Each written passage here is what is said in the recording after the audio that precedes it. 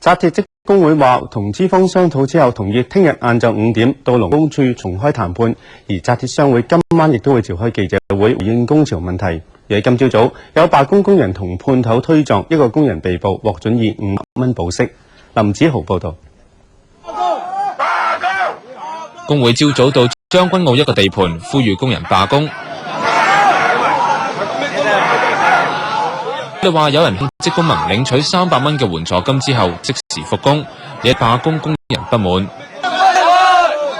工人又同判頭發生口角，一個判頭跌喺地下。警方話有人報稱心口唔舒服，送院治理，並且拉咗一個42歲嘅紮鐵工人，指佢涉嫌襲擊。工人代表話要視乎商會開出嘅條件，先至決定罷工會唔會停。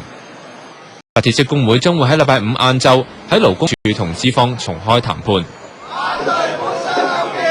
而一班學術同文化界人士，包括早前爭取保留皇后碼頭嘅本土行動成員，先後到政府總部同土瓜灣地盤外邊聲援紮鐵工人，要求政府介入斡旋。無線電視記者林子豪報道。